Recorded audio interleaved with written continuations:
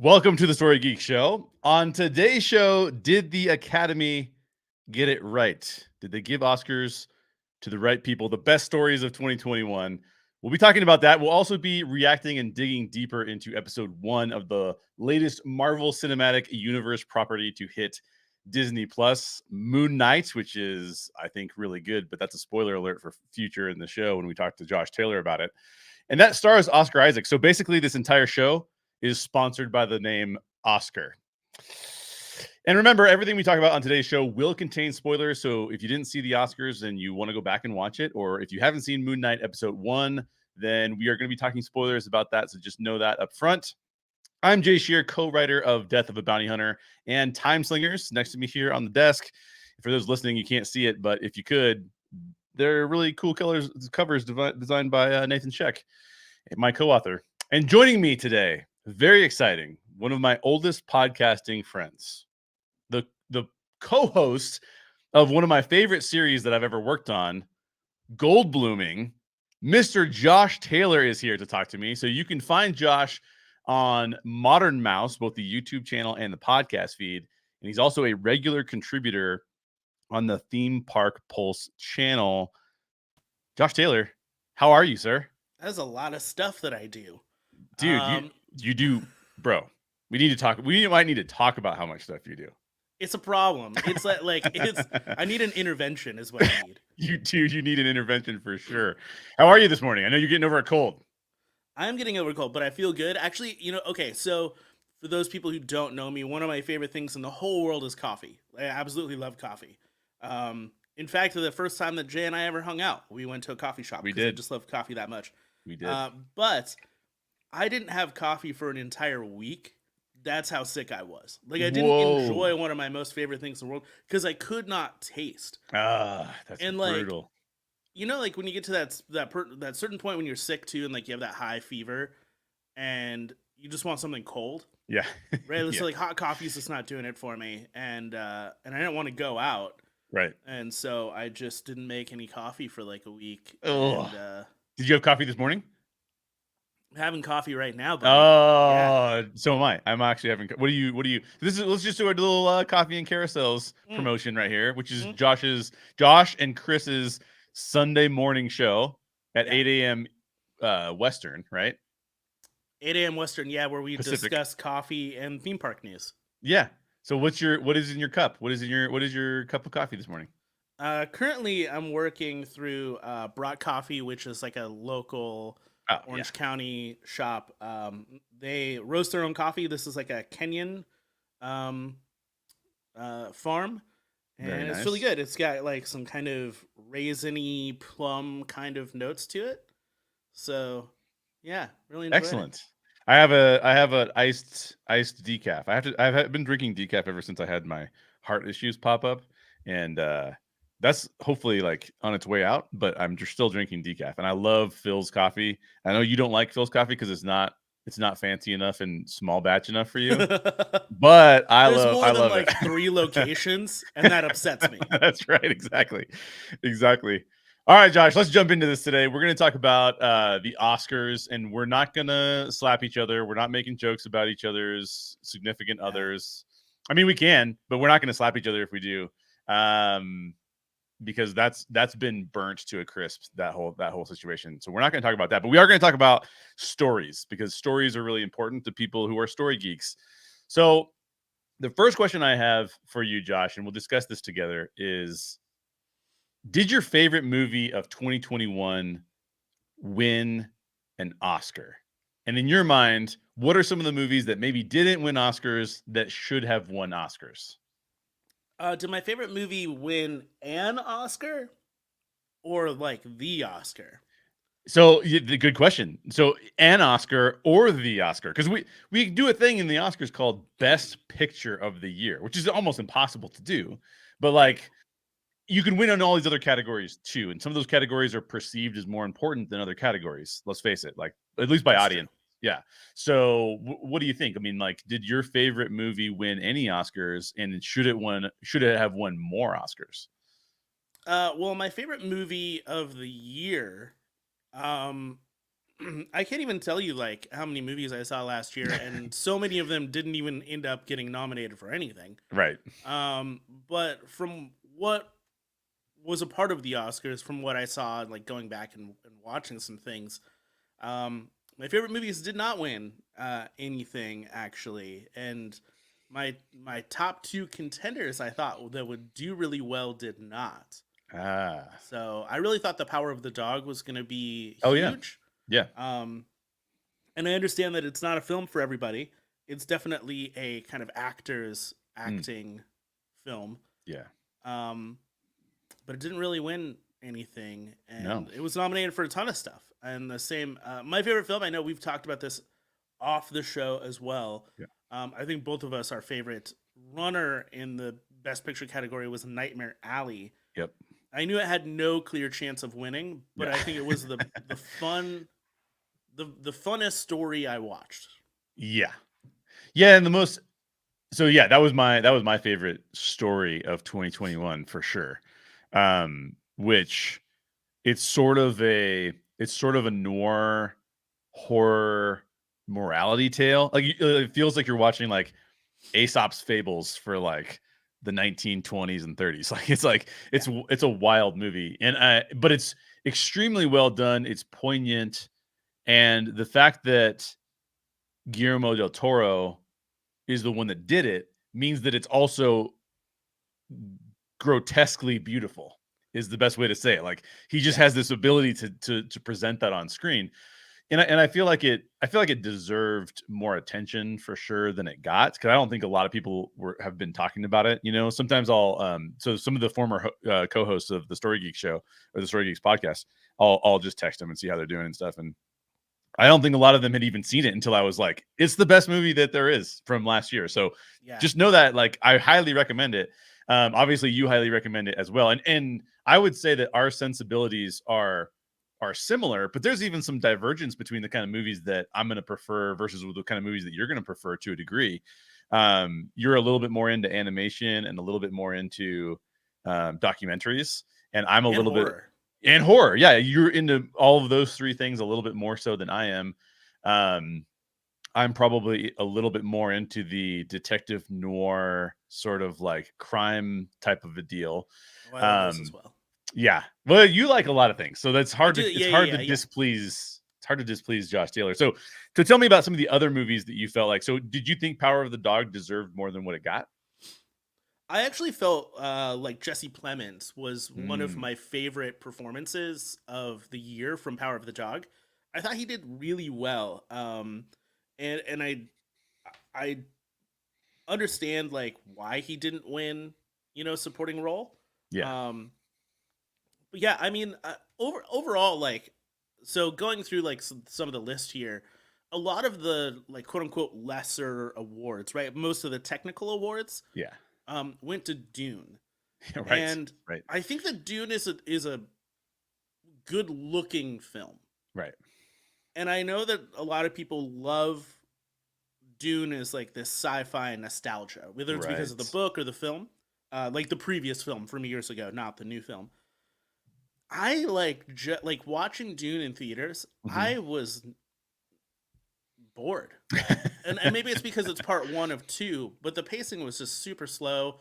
Again, technically beautiful.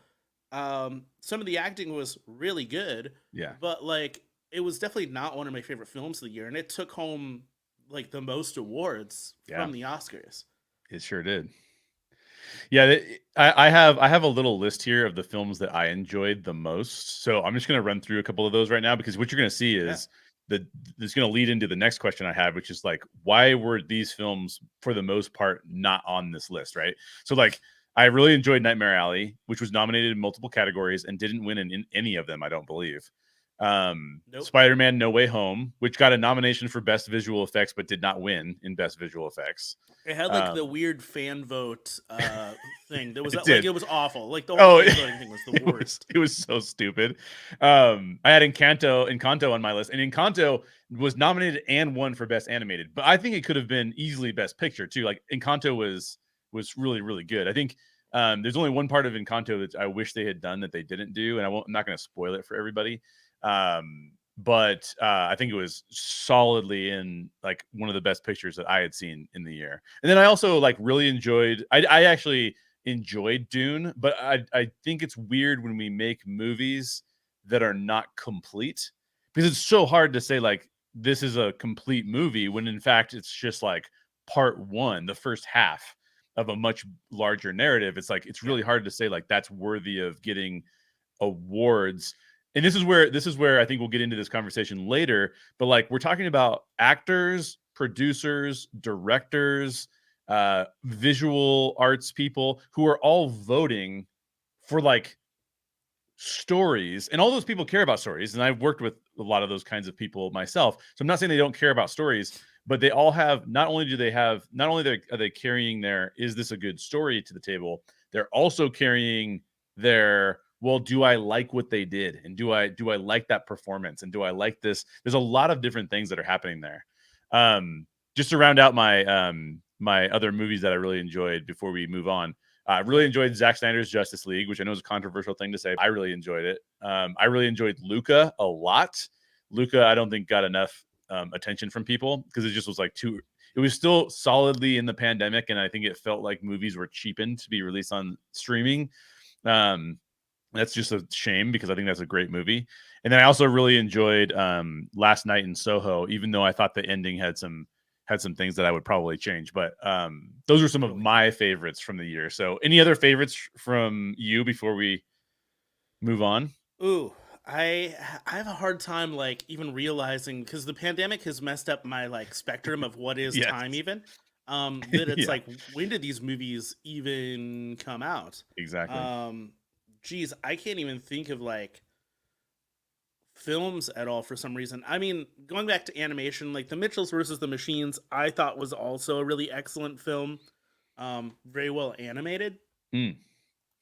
I would agree with you that like there were a couple of films here that like, I mean, people loved. Like, I know, again, I'm not a fan of Zack Snyder's Justice League, but like, I mean, obviously the internet blew up for it. Right. In good and bad ways. So I mean, 100%. people were into that. Yeah, man, what What's the else? documentary that you would have said should have, like the documentary that Josh Taylor recommends for people who like stories? So I really liked it. It did get a theatrical release, which was surprising. Which was Roadrunner, the Anthony Bourdain documentary. Yes. I felt was a Yes. really excellent. Went to go see that in theaters, and it was a lot of fun. Hmm. I actually, and you know what? I did not see this at all. But I heard good things from a lot of people, which was Ghostbusters Afterlife. Oh yeah, I heard good things too. But every time we go past that in our queue, my wife goes, "I don't want to watch that," because she thinks of the last one and thinks like, I don't think I'm gonna like it." I'm always like, "Well, I hear good things about it, so I don't know." And then, uh, you know what? In the actual Oscars, like, I know people didn't really care for like Don't Look Up. It's a fine film. I don't Hmm. understand why it got like an Oscar nomination. Right. Um, it was fun. It was fine. Yeah. But like there were other. I think there were other more deserving films to be kind of Oscar bait worthy. The Tragedy of Macbeth, Right. didn't get a nomination, and like it's Shakespeare. Like why wouldn't it? Denzel Washington, like yeah, of course. Have you seen that? Have you seen that? I have not yet, I haven't no. either. I really But want to. yeah, I've heard good things about it. So we'll Well, let me see. We'll ask you see what this then. happens. Let me ask you this.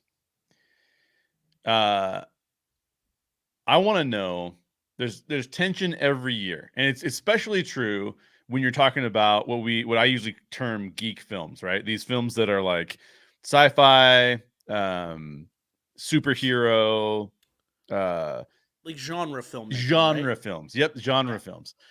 There's always this tension of like, why isn't the Academy nominating these for some of the best pictures? So this is what I want to talk about. I want to talk about, first of all, what is the Academy actually looking for versus what people are looking for? And is there a difference? Yeah. There seems to be, but what is it? And then I want to talk about like why that is, or how we could solve that, or should we even care about that? So let's just start first of all with saying, What do you think the Academy is actually looking for when the Academy nominates stories and films? I think that they usually look for, and I agree with this. Mm. I think that they look for important stories. So Mm. whether that's talking about social issues or it's reflecting back on a time through a different lens, or it's looking at cinema in a fantastical way. Like if you were looking at, like a couple of years ago, we were talking about Guillermo del Toro, like Shape of Water 1. Yeah. It is a nod, an homage to Creature from the Black Lagoon, but Right. told in a totally different way. And the cinematography and the acting is so great that that is wonderful. Or like Licorice Pizza is this look at the valley, at Los Angeles through a historical lens, through a different way. Mm. You can look at Power of the Dog. Power of the Dog is a story that is basically like hateful Brokeback Mountain is the best I can, like, the best term I can use for it. In a way, I think an important story to tell, Yeah. if that makes sense. Sure. Even, and again, don't look up talking about like why it got nominated. I think it got nominated because it's telling us what's happening in the world and joking about it in a way Mm. that makes it palpable. Um, like Ghostbusters Afterlife isn't an important story. Yeah. It's fun, it's fantastical, it's silly, but it's not really that important. And then in the other categories, like acting, they're truly looking at what the best performances are. Typically, Right. they're within those same Best Picture films, but sometimes they're not. Mm-hmm. I've seen a lot of films, and I've talked to you about this before, where you go like, this film wasn't that great, but the acting Yeah. was really good. Right. Um, Exactly. so I don't mind. I think a lot of people have this huge gripe of like, why isn't Spider-Man or why aren't other genre films Right. involved? And sometimes they are. Lord of the Rings being a huge one, Yeah. Yeah. But overall, like, I don't mind what the Oscars bring to the table. Yes. I think there's an important reason why that is too, both for the arts and economics. Yeah. Yeah, that's true. And I think you're nailing a lot of the same things that I was going to bring up too. Because the first thing I have to say is, as a person who has actually run a competition before, so for context, I worked at a university where I ran a competition for student and alumni teams who were starting companies and starting businesses. They're entrepreneurs, and what we did was we had them pitch to people who were angel investors, venture capitalists, other entrepreneurs and startup founders. And the whole time what we were trying to get is we were trying to understand like which one of these teams deserves, we were giving away a lot of money. We are giving $15,000 in cash away to these teams to help them start their business. Yeah. And so one of the things I learned about running a competition is that there's a lot of politics involved. The politics that are, and when I say politics, I don't mean the politics of like our government system, but the politics of like,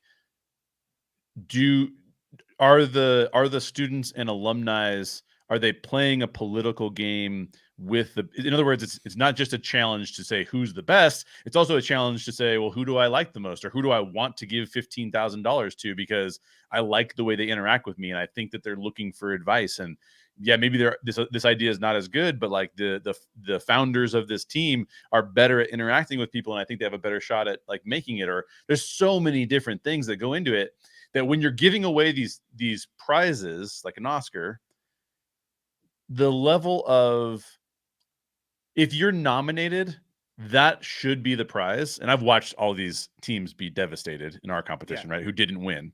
But the reality is like what separates the winners from the losers at the top category is so minor. I mean, like if you heard the conversations that go on behind the scenes about why they gave an award to one team over another, it's this, and this is the same thing with the Oscars, because the Oscars is political times a million of the competition that we were running, right? Like these are, because there's so much money involved, and if something wins an Oscar, it is going to get more views. It is going to get it's going to get picked up. People like places like Netflix and streaming services will want to purchase it because they can advertise it to people. It's like, this is an Oscar winner. And so there's so much monetization that you can't expect purity.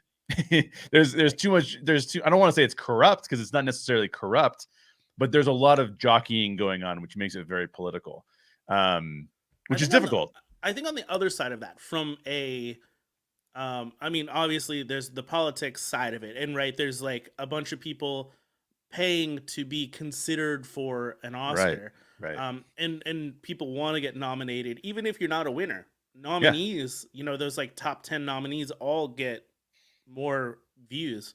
Yeah. On the other side of it, though, like when we talk about over the last couple of years, people have really talked about how nobody shows up to the theaters anymore unless it's for a big tentpole film like Spider-Man Into the Spider-Verse, right? Right. Yeah. Anyways, No Way Home. No Way Home. Yeah. Yeah, No Way Home. But any of them, yeah. Any Spider-Man film. Yeah, but any Spider-Man movie. I mean, any superhero movie at this point. Nobody's showing up to the theater to see King Richard. Right. The thing that the Oscars is now doing in the 21st century is that it's keeping independent film alive. True. It is from that kind of standpoint of like the theater, the industry of filmmaking. Yeah. It is keeping the non-genre filmmaking alive. Like it used to be like genre film was looked down upon. Now genre film is the only thing people are seeing. Right. And so it's cool to see some of these films that are more indie, more artsy, more trying to tell an interesting side of a story, keeping it alive. So I think that's what the Oscars is now really doing. It's no longer a celebration of the best films of the year. Yep. It's more a celebration of films that you probably didn't see. Right. Right.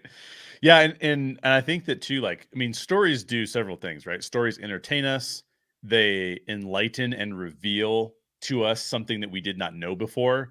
I think the ultimate, and you and I have talked about this again, not on a podcast before, but just interpersonally, there's a shared human experience that we all have, and films and stories give us the ability to share those human experiences throughout a creative medium.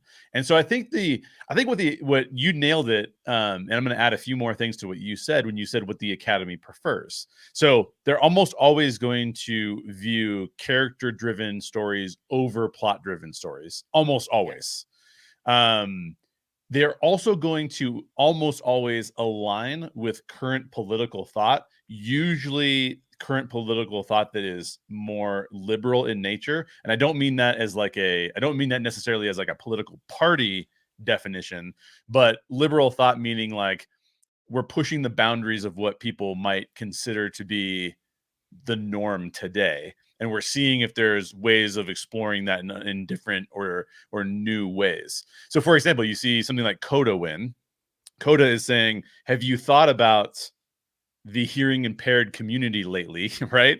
And have you thought about, and by the way, it's not just about I haven't seen the film all the way through, but from what I know of it, it's also not about that, but have you seen what it's like to be in lower class Caucasian communities that tend to be sometimes forgotten in our conversations about what's going on, right?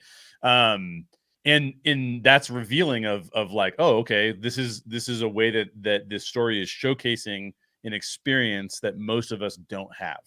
And I think that's what the Academy loves, that kind of thing. They want to shine a light on particular issues in that kind of way. And the general audience a lot of times is more so just looking to be entertained. Like, I don't care about this right now because I have a hard so a lot of what people think is, and I don't mean to dumb down the general audience at all because I'm part of the general audience. Let's face it. But I think a lot of times we're not looking for those kinds of stories. We're looking for the chance to be encouraged, the chance to see heroics, the chance to be engaged in a way that reminds us of what our value system is or should be. And so when we're given these other kinds of stories, not that we don't like those, I love tragedies, for example, but a lot of times that's not what the most amount of people are going to see. That's going to be a smaller amount of people who care about different kinds of things. And then you just have this disconnect with what the Academy is looking for versus what the general audience is looking for. But here's where I want to take this conversation, because I want to know from you if it matters. Does the Oscars, should they even upset us when Spider-Man No Way Home is not nominated? Should that upset us? No, and I've talked to a lot of people over the years about all kinds of films that, they were like, "Oh yeah, I love Harry Potter and it sucks that Harry Potter never got an Oscar nomination, at least like a major one." Right. Or Lord of the Rings did well, so why can't all these Marvel movies or whatever? And I think the reality that you have to look at is, in the same vein. Okay, so like there's several types of arts out there, right? Like actual like visual art. Like, let's say you're going to a museum, right? There's all kinds of different Right. museum arts. You'll never find a Garfield comic strip at an art museum unless it's like a Pop cartoon culture. art museum. Yeah, Right. exactly. Like the thing about, in that same kind of vein, you read Garfield or Peanuts or whatever in the comics, like when you used to get a Sunday paper, because it was escapism, it was funny, it was silly, but there was no interpreting it. Right. There was no way to kind of see the multifaceted layers of it. Garfield just wants lasagna. But like if you go see a Monet painting or Right. Rembrandt or whatever, when you look at it, you have this visceral connection to it, and your interpretation might be different than somebody else's interpretation. Right. What it means, and it's layered, and it's stunning visually, but then it's also like blurry, and like there's so many different things you can talk about with it. Right. And I think that is what the Academy Awards is for a lot of people. Like when you go see Harry Potter, any Harry Potter film, like, are they telling a complex, interesting story? Not really. Like, they're basically telling the Bible, to a certain aspect, but like they're telling a fantastical story as escapism.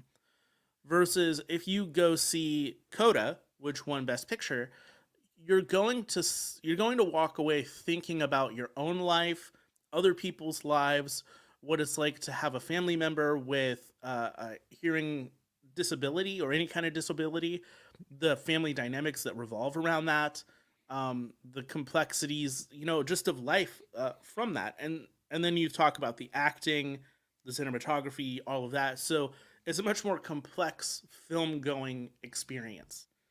And I think that that's what the Oscars always strive for.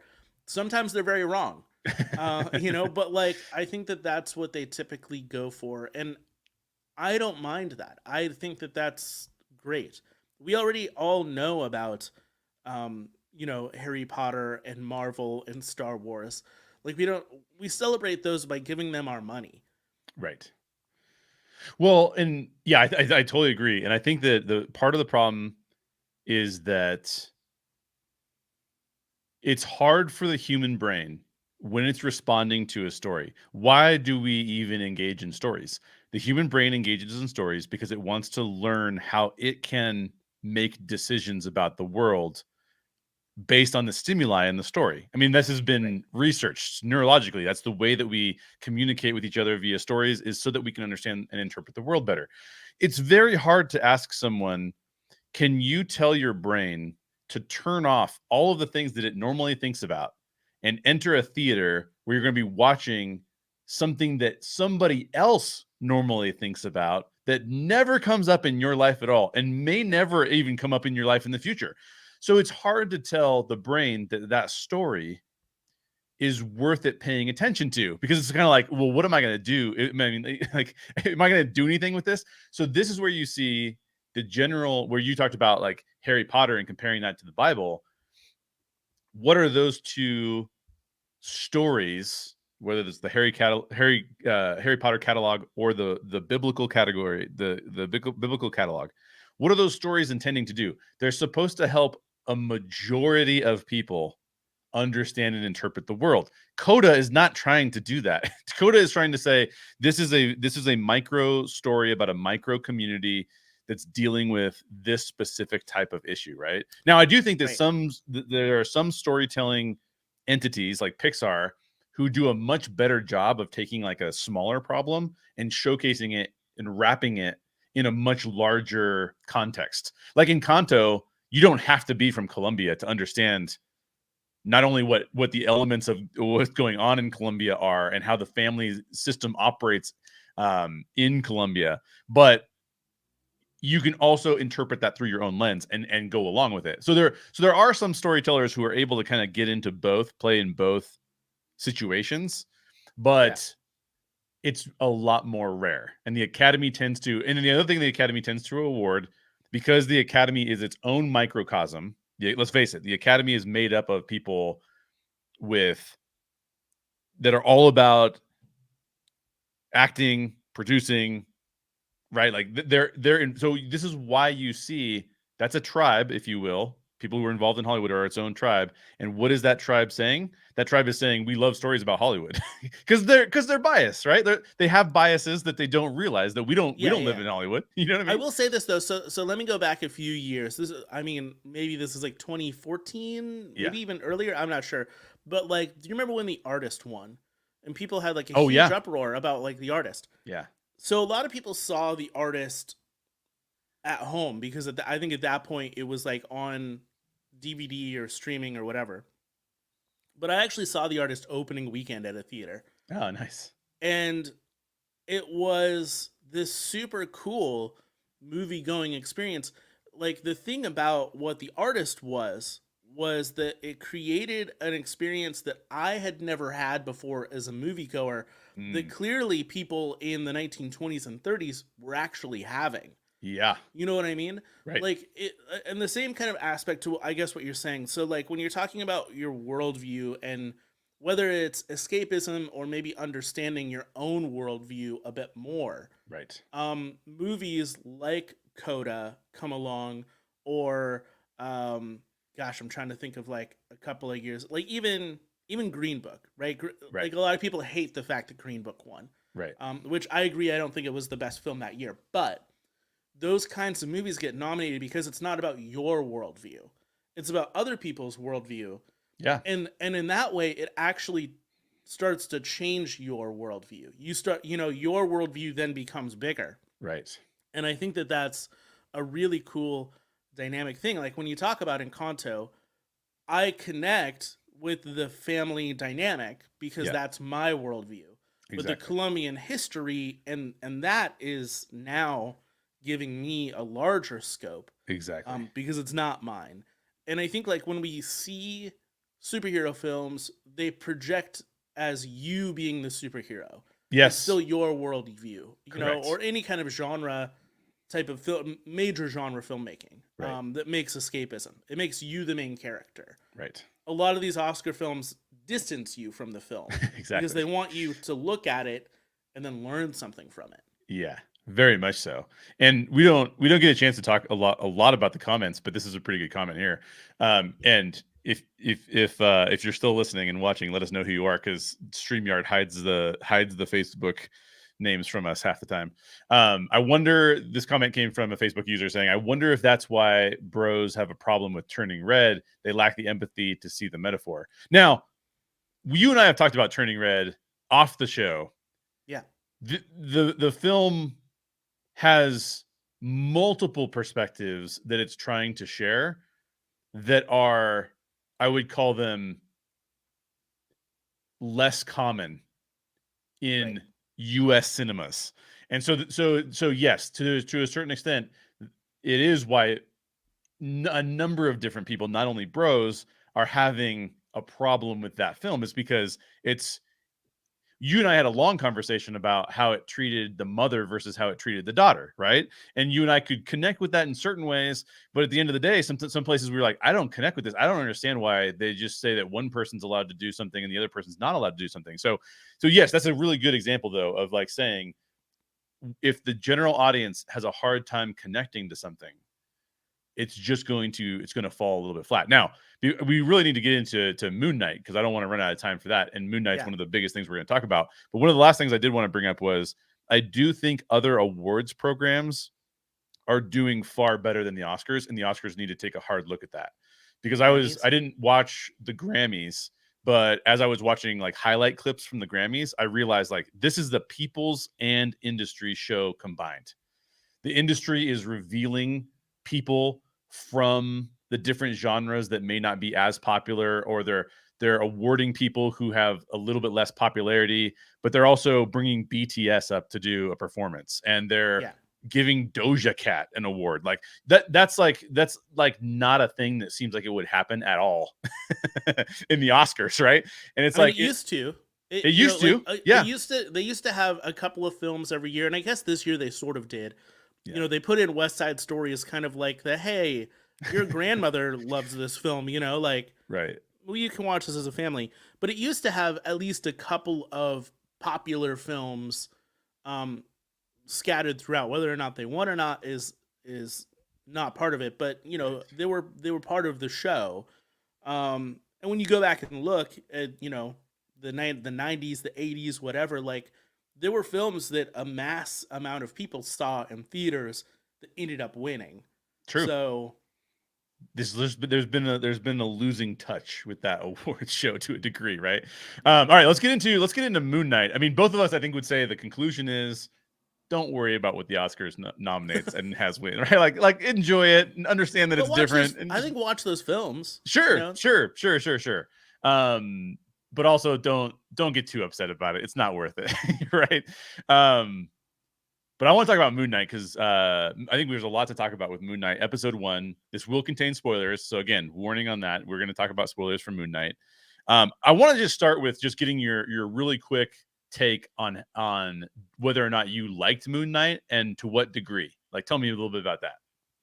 Moon Knight is the best episode. Moon Knight episode 1. The Goldfish Problem, the name of the episode, is the best opening episode of any MCU series from Disney Plus.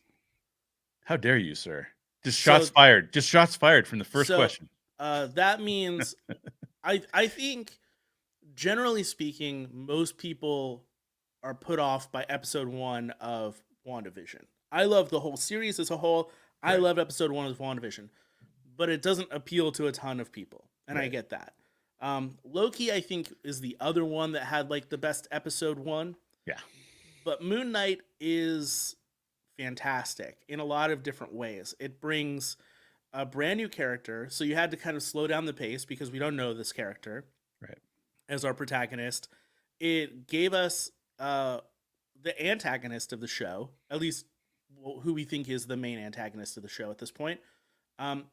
It gave us a glimpse into the life of somebody with a serious chronic illness, right, if you want to call it that, dissociative identity disorder. Right. It had elements of suspense and mystery. Yep. Comedy, and I think it did comedy in a different way than what the MCU typically does. Yeah. Horror. Yep.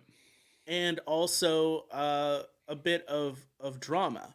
Yeah. I think it did all that stuff in 35 minutes or whatever the actual runtime of the episode is. Right. I think it is absolutely fantastic. This is right up my alley. And to the same idea with Star Wars. I think that Star Wars, I'm so tired of the Luke Skywalker and his world coming up. And I know that is, I mean, anything, if I just mention the word Star Wars and somebody's going to have a panic attack. You know, like somebody's like, oh, a guy with an opinion about Star Wars. But like, I'm so sick of Luke. You Ryan Johnson shill. You Ryan Johnson shill you. Yeah, right. But the Mandalorian, like the first season of The Mandalorian was so fantastic because it was like, this feels like Star Wars, but we're getting so far away from what has been Star Wars. It felt really refreshing. Right. And then when they brought back in Luke Skywalker, I was like, that's it. Yeah. Like, you did it. You found a way to bring him back in. Yeah. Like this feels the same way. It feels like I know what the MCU looks like. I know how it works, even when it's way outlandish. I know what the MCU looks like. This didn't feel like anything we've ever seen before. It felt really different. At least for it felt much more like the Netflix Marvel shows.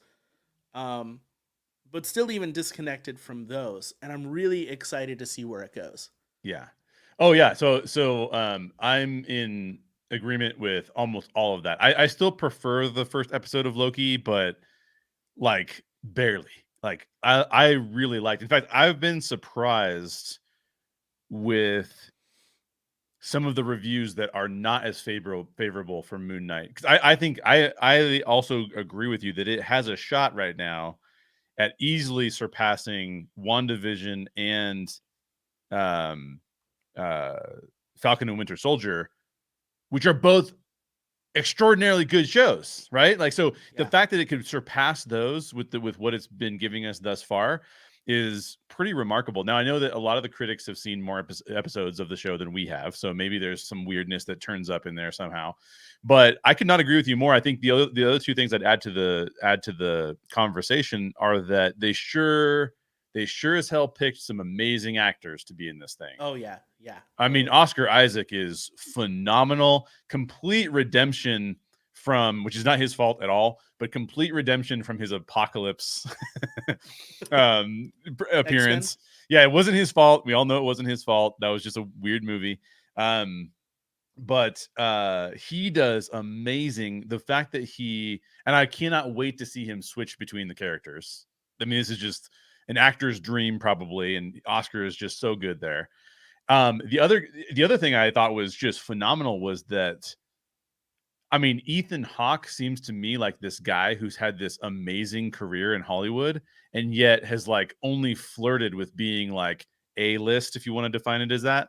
Like, and to see him underrated, yeah. And to see him in this role, having completely given up on his like younger self's like leading man, like the handsome guy, like now he's literally like the charismatic but chilling villain is like, wow, dude, that's awesome. Like, look at the evolution of his career. And he's just killing it. He's just killing it in episode 1. So the acting was even the I love the performance. I think it's underrated actually, because I haven't heard many people talk about it. But I love the performance of Oscar Isaac, Steven's supervisor at the museum. She's perfect. Yeah, she's so good. She's so good in that little role. And so I can't say enough good things about this, but I want to dig a little deeper because that's what we usually do on the Story Geeks show, right? Now I don't want to put a label on you, but just to kind of give us a feel for how this conversation, how the two perspectives are approaching this conversation. Yeah, no, label me. Go ahead. Well, I'm going to ask you if this is fair, but would you call yourself like a secular humanist? Or what's yeah. So you're not overly religious. You are, but you are very concerned. In fact, I was going to call you this on the show, and I forgot to when I introduced you. But I think you're one of the people, like in the whole Disney arena. You're one of the, I think one of the only people, if I'm being honest, that is trying to understand the world through the lens of Disney in a far deeper way than just saying like, how did they make me feel today? Right. Yeah, that's kind of your vibe. And so you're approaching something like Moon Knight from that perspective. I'm technically approaching it as a Christ follower. And so the MCU has introduced to us another set of mythology, but even leaning more so, I would argue, into spirituality, because really interesting that you say that, because I have a totally different take. Oh, really? Yeah. So this is good. I like different takes, because what I'm thinking about here is that, like, I even did a little bit of research on this just because I wanted to understand the Egyptian gods a little bit better. But the Egyptian gods are like actually showing up as real, well, we assume real. Maybe he's just seeing them and they don't actually exist. But to me, it looks like what he's doing is he's actually seeing the Egyptian gods, which were spiritually worshipped. Right. It was one of the biggest empires in history, right? Um, And you have the Ethan Hawke character who is playing the role of Jesus here. well, he's playing a cult leader for sure. Well, yeah, cult leader. A lot of people are seeing him as a Jesus-like figure. Interesting. And he is the one doling out, the punishments Yeah. of God, really, or of the gods, Right. from that perspective. So, I mean, there is definitely a religious atmosphere to the show because you're Yes. dealing with mythology, and even though Correct. people think of, oh, it's fun to be like, yeah, mythology and Osiris and Greek mythology with Zeus and stuff, Yeah. but going back, people truly did They worshipped believe in these these gods. Yes. Yeah, Yes. it's not 100%. stories for them. Correct. It was real. Correct. So yeah, so tell me about like what is your perception of using these, because we had the Norse gods, but at this point in history, we tend to think of the Norse gods as like full mythology, even though they were worshipped as well, right? So we've seen the Norse gods, and Thor is a Norse god, so that's a kind of a different take. This is human beings interacting with Egyptian gods. And then we've got this cult figure who I'm curious to hear more about what you think about him being Jesus like, because in my mind he's almost more like the Antichrist. Like, what do you think about that? Like, how does that hit you? How does that hit you as a person who's a secular humanist and they're introducing these things that have been really truly meaningful spiritual interactions for people of past generations? So one of the things when I first saw previews for the show, Yeah. right, and I thought about it and doing a little bit of research, realizing that um, the Moon Knight character came from first appeared in a comic called Werewolf by Night, That's and right. they're gonna make Werewolf by Night as like a Halloween special. Oh, cool. And then we're also gonna get Blade later on, right? So now we're entering the world. I've joked about this, but I think it's kind of true. Yeah. Remember, like a few years ago, Universal was like, "Oh, we're gonna have our own MCU, and we're gonna have like Yeah. all the Universal monsters combined together in this dark universe." Yep. Now the MCU is like, "We're just gonna make the dark universe." That's true. Like this is the Mummy. Yeah. We're gonna have the werewolf story. Right. We're gonna have the vampire story with Blade, and then it's all gonna cross mingle. Yeah.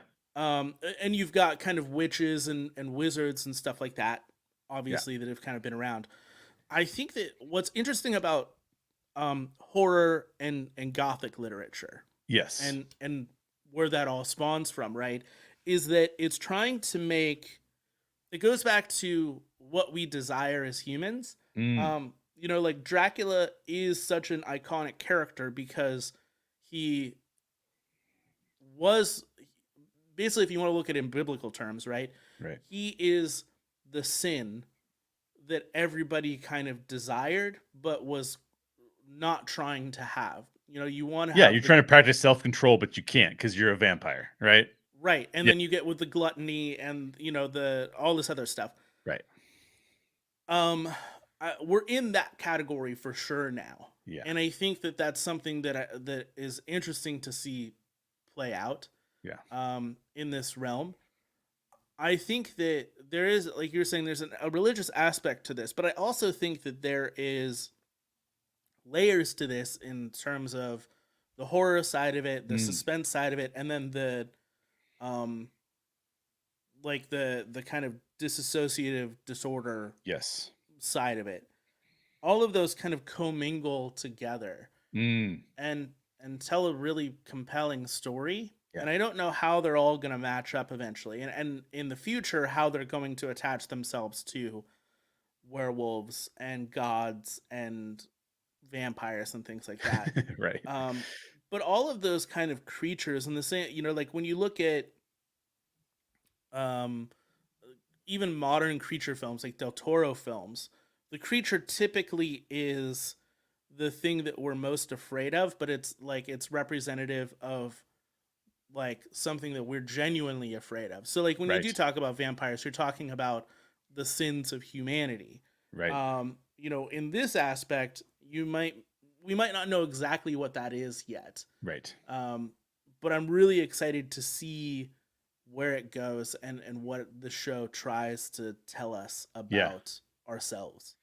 Yeah, so there's this interesting thing because I think you're 100% right in terms of like vampires are basically a symbolism for lust, right?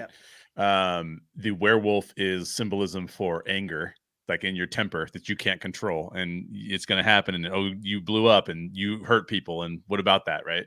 So I think those things are really cool, and I think that's why I think the MCU is getting a little weird. So one of the things that I'm going to talk about with Daryl on Thursday's show, same time on Thursday, Daryl and I are going to talk about how the MCU is adding a lot of the things that we saw in the comics are now showing up in the MCU. So we have Celestials now. We've seen the Watcher show up in What If. Right. We have Eternals. Technically, Ego was sort of celestial. He calls himself a celestial, but Ego is obviously a major powerful character. Dormammu is an interdimensional being that we now have, and so now you're seeing like Egyptian gods, which by the way are even referenced in spiritual books of other religions. Like the Egyptian gods are referenced in maybe not by name per se, but they're referenced in the Bible even as being like the Israelite perspective, coming up against the perspectives of the pharaohs. Those pharaohs not only thought of themselves as gods, but were worshiping the gods of Egypt at that time. And it's not like we haven't seen that in the past. Like I mentioned the Norse gods. I mentioned the fact that we had even some of the Egyptian gods in Black Panther were referenced, right? So Right. so it's not like this is new, but I think it's a really healthy thing to do, especially when we talked about like these are things that people have wrestled with for millennia since the time that there was the first human being, right? However you believe the first human being came about, since the time of that first human beings have been trying to figure out what's the world all about. Are there beings that are superior to us? Are there not? Are they aliens? Are they gods? Are they ghosts? Are they ancestors? I mean, these are like the stories that I think Marvel should wrestle with because they are literally stories that everybody can wrestle with in their own personal lives. And so I think that the introduction of that's great. I think that showcasing what religion looks like from different perspectives is also great because you talked about the character of Arthur Harrow, which is Ethan Hawke's character, and you talked about him being like he's presenting himself as a person who has the solutions, and yet he's also saying he's serving the will of a character who we have not met yet in episode 1, and he has a really magical little tattoo that tells whether or not people are good or not. And I think all of those things are really interesting because we will encounter those things in our lives, right? Like we will encounter. My wife and I were literally just talking because we're looking for churches to go to in northern Colorado, and we were just talking about the fact that like we don't want a church where one of the main focuses is the lead pastor, right? Like don't give me Right. that. Like that's not what religion is supposed to be about in our minds. About like I'm going to follow some dude that's is he supposed to be holier than me? Because I can guarantee you I've known a lot of lead pastors. They're not any holier than anybody else. Like they struggle with the same stuff that everybody else. I bet I made that PG by the way because I was gonna curse, but I didn't. They deal with the same stuff that we all deal with. And so I like the fact that Marvel is bringing some of these things into like, we should think about this. We should think about Arthur. And even if he is doing some things that seem like he's predicting the future or making the world a better place, he says his perspective is to bring heaven on earth, right? So there's these 3 questions that I'm going to list here that I think that the show is dealing with that I really like. And then we can move on from this particular set of questions. But the one question that I think is really, really, really fascinating is who should judge us, and when should they judge us? Because Amit is going full Minority Report, right? And judging people Yeah. before their sins are even created. And Arthur Harrow is listening to Amit in order to pull that off. That's a really, really good question. In a time when we were dealing with COVID and isolated, and now we're integrating back in as a society, who should judge us and who should And when should they judge us as well, right? Like that's a really compelling question. I would also add there really quickly: Yeah. is redemption worthy? Yeah. Exactly. Because the lady he kills in episode 1, he's basically saying you're not going to redeem yourself. You're going to do something bad. So, and you say you've been good all your life. You must be doing something bad because Emmett says you're dead. So take it easy. Enjoy the Right. afterlife. That's really good. Yeah. I think the other thing that I think we're probably going to talk about more as the series progresses, because this is a really fascinating thing to talk about in the modern day. And that is, what does it mean to be possessed? And in what ways does possession show up in our own lives? Because Steven, as one of the characters in this show, is literally having his body taken over and having it do things that he would not agree with and does not want to happen. And so we're left with this thing of saying, like, what is control and what does it mean to be possessed by either another personality or even a Egyptian god?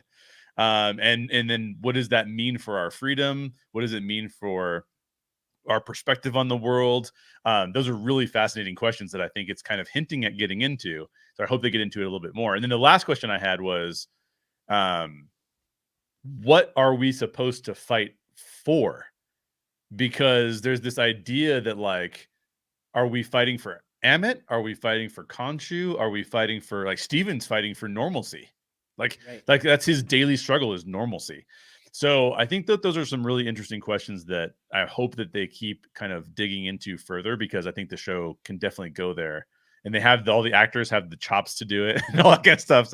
Um, so yeah, I think that's really good. But okay, so here's my next question. Here's my next question for you. We don't know what Kansu's goal is yet, but we do know that Kansu for sure does not respect Steven. Like, he always is like, the idiot is taking over. You know, like, he's like, he definitely doesn't respect him, even to the point where he's like, if Steven were to die, the part of Steven's personality were to die, he would be 100% fine with that happening, right? Like, he doesn't like Steven's personality.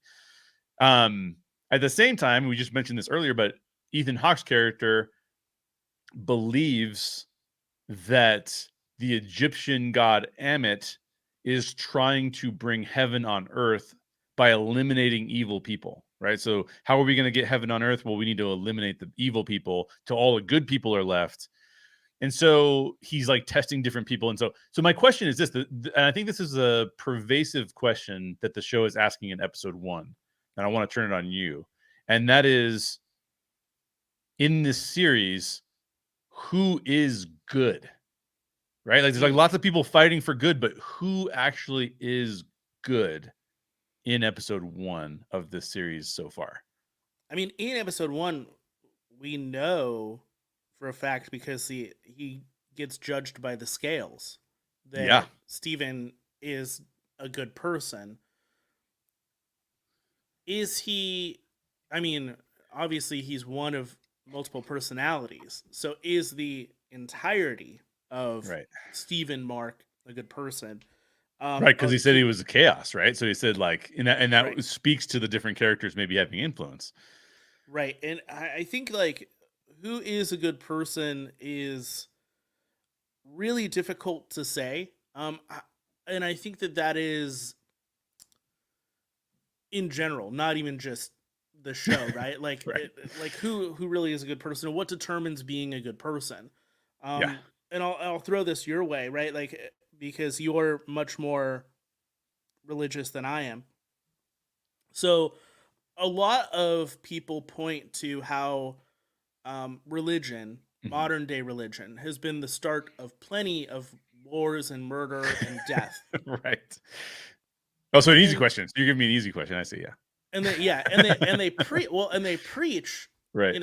love, respect, honor, all this stuff. Yeah. So it seems kind of the war part of it seems anti-religious, even though Totally. all these people are fighting for religion. Right. However, if you go back to ancient Egypt, ancient Rome, ancient Greece, um, you look at their gods, there is always a god of war. There is Right. always someone who is saying there has to be murder to some extent. Right.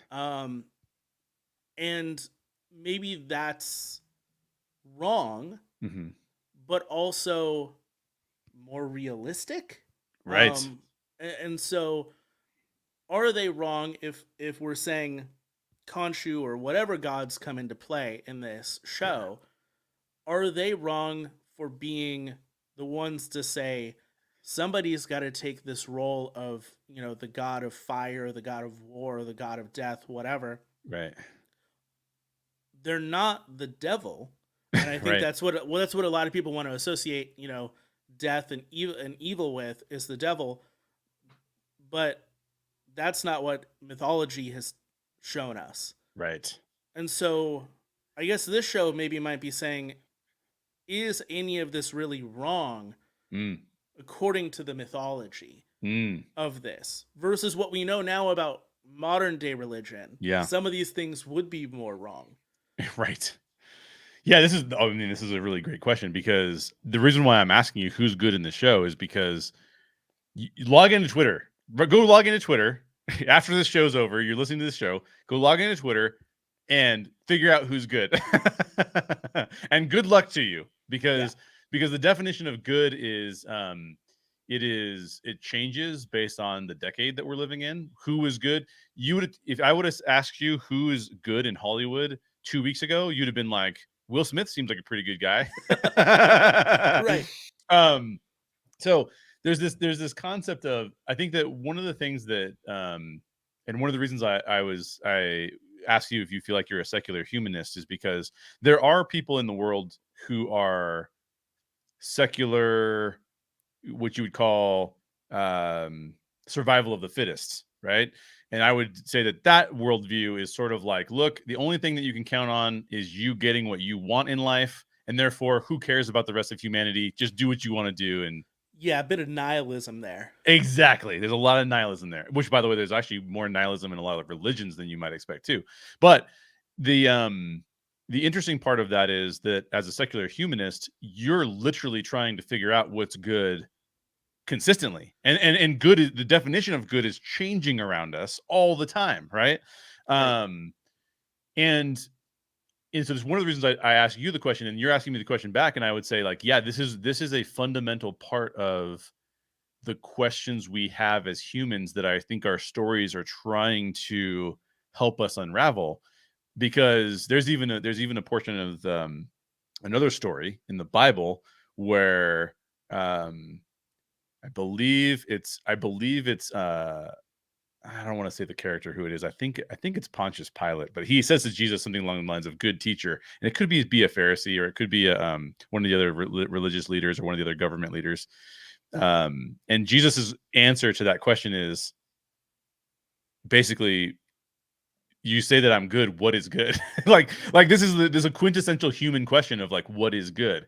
And I think that, like, you alluded to it when you're talking about universal monsters, is that there's a sense, call it what you will, but there's a sense that nobody is truly good. Like, if you like, maybe there are scales and you can kind of like say, like, okay, well, yeah, I was better this week than I was last week, so I'm on the upswing, right? But the essence of it is that nobody's perfect, and we're all going to hurt other people. And so, can you call somebody that hurts other people, even if it's a mistake or you didn't intend it, can you call them good? And it's hard to call that person good. It's hard to say that that's a good person. And I think what the show is saying to us in this is, I think that I think we're starting to get the feeling. We tend to, as humans, especially in the West, we tend to react to your point about the gods and, like, our perspective on the gods. In the West, we tend to say, if you're taking away my freedom, that's bad. That's not true everywhere in the world, by the way, but it's very true in the US and in the West. And so we kind of see Arthur Harrow's character as bad off the bat, because it's like, dude is these people are free to make their own decisions, and he's saying, no, you actually don't. Your journey is prescribed for you already. Emmett has seen it. You're done, right? So we instantly react to that and be like, that's bad. We shouldn't do that. And then you have a character like Mark, who is fulfilling the will of Khonshu. Khonshu doesn't care about Steven, and now we're left with we're left with a hardship of saying, like, well, is Mark on board with what Khonshu is trying to do? Because Khonshu doesn't care about Steven. And so I would say, if you're gonna label anybody in the show as quote unquote good, it would have to be Steven, which is where you were going down. the path with it. But even we don't know if they're entirely good. And I think the fact that this is a question in the show, to me, is like, I'm so into this show. Like, I'm so on board with what this show is trying to accomplish. And I do think that what's really interesting is if they get further into the lore around, because like one of the things that, like, if you asked me what I would say about like the God of War, right? I would be like, the God of War is a representation of collective fear, right? Like, Sure. why would we go to war? Why? We're sitting in a situation right now where on the other side of the world there is a war happening, and like it's so hard for us with our context to go, why is this war happening, right? And the only way that we know how to talk about it is in terms of saying like, well, that person must be crazy. The problem is that I'm not saying that person isn't crazy, but that person is being driven by something. And could we be driven by the same thing, right? And maybe not to the extent that that person is, but to your point about the universal monsters, what we keep telling ourselves in stories is be careful, because if enough people feel fear the way that you feel fear, if enough people feel like Arthur Harrow and Amit are on the right side and they're eliminating evil, could we get wrapped up in our own war? And that's not even a question so much of the gods as it is of us. Like, Yeah. when we feel fear, what are we going to do with that fear? And I think that that's, again, really compelling question to ask, really interesting thing to dive into. And, but give me some more of your thoughts. What is that prompt in you? Going off of fear, Yeah. it's really easy, and this is another um, kind of storytelling idea in horror Mm, and classic like gothic horror, yeah. is that fear is really easy to manipulate, right? Yes. Like as soon as you feel fear, Yeah. you're willing to be comforted by a lot. Yes. And at what point are you falling into, in this case, a false prophet who Right. is saying, I'm going to better the world and I can tell you if you're a good person or not. Right. There's so many people who, and I'm not going to say whether or not I I don't think it's silly. I don't think that this is a bad thing. I'm not trying to like poo poo on this, right? Yeah. But like people go to tarot card readers and fortune tellers and Oh yeah. things like that Yep. because they want clarity. They Hmm. want to know, and it strives typically from their fears of um death or of whatever in their lives. Yeah. Nobody's like, I'm having the greatest day of my life, I'm going to go to a tarot card reader. It's usually like people who are a little bit desperate, a little bit. Sure. Yeah, and so I'm not trying to say that those people are false prophets, but I do think that we become desperate in our fear and we look for guidance, and there are people that are willing to come in, and we don't know if they're good or bad people. And yeah, like that kind of fascinates me as well. So we'll see what plays out, but there's a lot going on in this show. Yeah. A lot of layers, a lot of things. And going back to the Oscars talk or Emmys, I could see this show, going for that Emmy award because there's so many different layers. It's such a complex story in the same way Mm, that WandaVision was, and that's why WandaVision got Emmy nominations. right. Um, they were talking about grief and loss and depression and Yep. how that impacts how you project yourself. Yeah. Um, and this is kind of the same way. Yeah.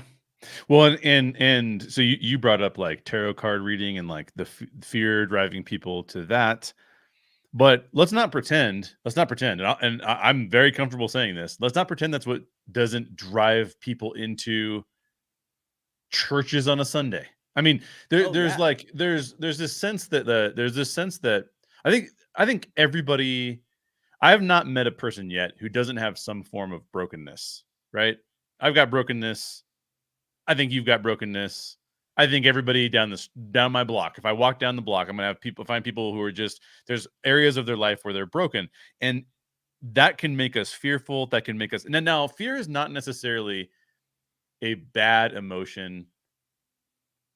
Doing something with that fear is not necessarily a bad thing, But on the range of things that you can do with that fear, there are bad things, right? Like there are things you can do in response to your own fear that are not good. And so there's this aspect of saying to ourselves, like, what do we do with fear? What is Steven going to do with fear? What does Mark do with fear? What does Arthur Harrow do with fear? Because what we would like is that we would like, oh, here we go. Here's a good quote. Fear is the mind killer, right? So 100% fear is the mind killer. And why is fear the mind killer? Because fear, special thanks to our if you're listening on audio, that was a Facebook listener. Why is fear the mind killer? Because fear will literally turn off some of your logic, some of how you would normally behave. It will turn it off. It will cause you to react in pure emotion as opposed to saying, this is not actually in alignment with my values, and I would not like to do this. But your fear will drive you to do it anyways, right? Fascinating stuff. So we're both big fans of Moon Knight. Any other things, Josh, before we close out the Moon Knight conversation? Oof. You know what? I'm excited to see what comes from the rest of it, from the next 5 episodes. Yeah. I think that the MCU television shows that have been on Disney Plus, to me, have suffered from a lot of pacing issues. Yeah. If I'm going to be nitpicky about it, I've loved a lot of what they've done, but there have been times where it's like the first few episodes are kind of slow, hang out. And then by the time that you get to like the 5th and 6th episode, like the penultimate and final episode, you get to this point where it's like, wow, we got to like really rush through some of this stuff here. Right. And they don't let you linger on it enough. And I think that's one of the things that, like, the last episode of WandaVision, right? Like the fight between like the two visions and like what you're left with to think about afterwards, right, is really incredible. But then it like cuts scene really hard to the next fight. Right. And it would have been great to linger on those moments a bit longer. So I'm hoping that this show paces out some of those storytelling moments and lingers on some things a little bit more. Although 6 episodes is still not a lot of time, and this show so far has been, slow. The first Right. episode is a bit slow. It doesn't reveal Mark or the Moon Knight until the end of episode 1. Right. So we'll see. We will certainly see. I am looking forward to it a lot, and I'm glad that we had a chance to have a conversation about it. Daryl and I will be talking about episode 2 on Thursday. We're also on Thursday going to be talking about the power dynamics in the MCU, because there have been like diatribes written about the power dynamics in Marvel Comics, and the more we see those things introduced into our world, like how powerful is an Egyptian god compared to a Norse god? Like I would like to know that. Like I want to know like what that looks like. So Daryl and I are going to talk a little bit more about that. He's much more familiar with the comics than I am. But thank you, Josh, for the conversation. I'm going to get into reading an excerpt from Death of a Bounty Hunter. But before I do that, I want to hear where people can get a hold of you, learn more about what you're into, and watch or listen to some of your shows. Yeah, sure. So if you're interested in seeing what I do, you could search Modern Mouse on YouTube or on TikTok or on the podcast feed. Each one will actually give you different things. A lot of people are surprised when I tell them that I don't like cross-platform anything. Right. So like all of my TikToks are my TikToks, all of my YouTube stuff is YouTube, and all the podcast stuff is the podcast. Like all of it's a bit different. If you're interested in kind of these deep discussions and thoughts about like real issues, Modern Mouse as a podcast is probably for you. I also overanalyze, probably too much. I analyze films and television from Disney over on the YouTube channel at Modern Mouse, and I just give fun little history facts about Disney on TikTok. And then I'm also part of Theme Park Pulse, and like you were saying, you can hear that show. Just search for that wherever you listen to podcasts. And Sunday mornings on twitch.com, or sorry, twitch.tv/No Midnight Media. 8 a.m. every Sunday. We talk about theme park news and coffee. Yeah, that's right. It's too early for me, so sometimes I try to catch up on it like after you already filmed, but it's way too early for me to It's wake too up. early for me sometimes. Yeah, yeah. And I'm an hour ahead of you, and it's still too early for me. But that just shows you how late I stay up working on stuff. Well, Josh, thank you so much for joining me on this conversation. I'm sure I'll have you back soon to talk about some more Moon Knight. Maybe after the series is over, we can go back and see what we talked about in this episode and see how that carried over into the future episodes. So yeah, thank you, sir. Have a great rest of your week, and I'm glad you're getting over your cold. Thank you. Talk to you later, sir. Take care. Bye.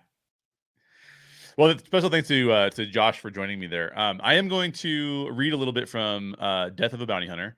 And then the way I'm going to do this on these shows is that on the Tuesday shows, I'm going to read a passage from the book. I'm hoping to have some of the voice performers on with me so that we can actually perform the full cast audio, because one of the things we haven't been able to fully release yet, it's literally in final edits right now, I'm listening to it after I finish this show, is our full cast audiobook. We have 11 different voice performers acting out these different roles.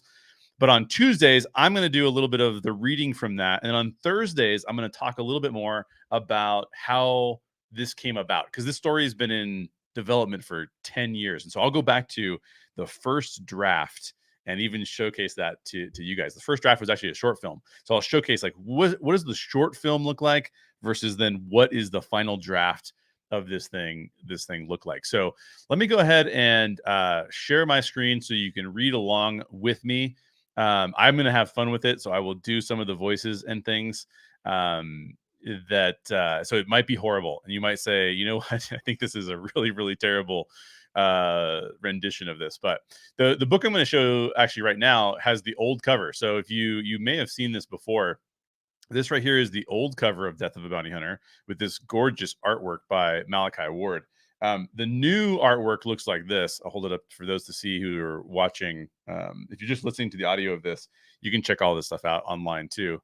But this is Death of a Bounty Hunter. So let's go ahead and dive into this, and I'm going to go ahead and read it on my screen, and you guys can let me know what you think of it. This is part 1. And unto you I say, a man must acquit himself of the low nature which is his wont, that which striveth against its fellow man toward its own ends. For therein lies the path of the devil, and the one for whom ruination bides. Partake not in the treacheries of the present darkness.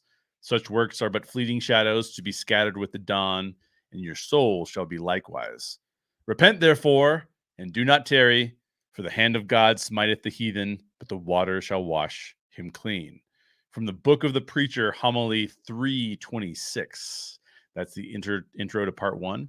And then we get into part 1. And you'll notice that there's each section here is going to be illustrated. So if you're able to see the video version of this, you can see the illustrations. Chapter 1 is called The Thief. And I'm only going to read a few pages here of The Thief. And I am also going to, I want to give a warning, content warning. This is a PG-13 plus piece of content. It also gets into some racial bigoted language from some of the characters. Now, the reason I'm giving the premise here, this preface here, is because you need to know that those characters are intended to be portrayed as bad. They're not. This is not intended to be a good thing. So as if you're looking at this and you're reading along, or if you listen to the audiobook, or if you go and read it yourself, just know that those are not things that the book is going to say are good in any way, shape, or form. So here you go. This is narrated by Flint, but we'll also have the voices of other characters involved as well. Die, you slant-eyed rat bastard. He spits and grunts, trying to wrap his massive steel hands around my throat. I squirm to the side as one of his heavy gear and piston-driven fingers scrapes my shoulder. Steam escapes from the fine-tuned mechanics. It's no louder than a whisper, but right next to my ear, the hiss sounds like a snake about to strike. If his fingers find my neck, I'm dead, and it'll be my own damn fault because I never saw it coming. He's sitting on my chest, pinning me to the ground while trying to tear my head off. And I'm still not convinced it's even possible. How the hell's he doing this? I shove my right hand into his face and reach for his eye. He growls and tilts his head back to prevent my finger from digging into the socket. Then he brings his left hand down in a sweeping arc aimed at my head. I roll quickly to the side, barely avoiding the heavy fist as it slams into the dirt. Almost lost an ear. Gotta get him off me. Desperate, I throw a left jab that catches him on the chin. When his head snaps back, I grab a handful of the dust with my other hand and throw it in his face. He growls through clenched teeth and squints in pain. I clutch his shirt as close as I can to his neck and push him back. Blinded by the dust, he throws a wild haymaker at my head. It hits nothing but air. His other hand goes for my neck again. One of his fingers thumps the side of my skull. It feels like the head of a hammer. And I realize how glad I am he hasn't managed to punch me. Then, with a quick twist of his hand, he manages to slide his fingers around my neck.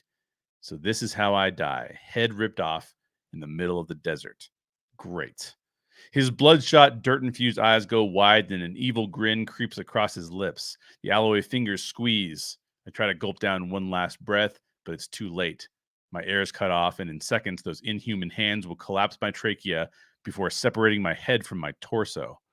I close my one functional eye and wonder whether or not it's worth throwing up a desperate last-minute prayer. Who the hell would I pray to? This isn't the way I intended to die. Damn you, Harold Plunkett, and damn me for letting you rip my head off. I'll see you in hell and return the favor. I've resigned myself to the blackness of death when I feel the alloy fingers begin to twitch, an irregular, spastic jolting. With each odd convulsion of his fingers, the pressure on my neck eases. My eye jumps back open in time to see Plunkett's grin fade. No, no, no, no, no, no, he blabbers. One last convulsion, his grip fully releases. I open my mouth and try to gulp down air, but I get nothing. Plunkett scrambles off my chest and dives for my satchel. He needs what's in that satchel. Needs it bad. I roll over, try for air again, and get a second helping of nothing. He grabs the satchel and tries to rip the flap open. My right hand finds the .45 caliber ERP on my hip. I suck down a full breath of fresh air as I draw the pistol. The onset of oxygen feels like new life. I roll back and aim the ERP 45 at him. Hey, shithead, I manage to choke out of my burning throat. He turns his hate-filled, rimmed eyes on me. A loud hiss comes from his steel hands. His fingers lose their grip on the satchel and it falls to the ground at his knees. He looks at it lustfully, like a prisoner staring at a set of keys through the bars of a cell. He's so close, and yet it might as well be halfway across the desert for all the good it does him. You done? I ask. He falls back into a seated position in the dirt and glowers at his lifeless hands. The fingers are frozen as if he can no longer control them. Strands of sweat-soaked gray hair, which are usually combed over his bald scalp, stick to his forehead, and his white mutton chops are muddy with dust and sweat. He lets the alloy hands fall to the sand. I'm going to go ahead and end there. But that's how the beginning of our story goes, and I'll explain more about that story as time goes on. You'll hear about that on Thursday's show. And like I said, I'll have some more of the actors be able to perform that story for me. Hope you guys enjoyed listening to that. But that is it for today's show. And new episodes will be coming out every Tuesday and Thursday throughout April and May.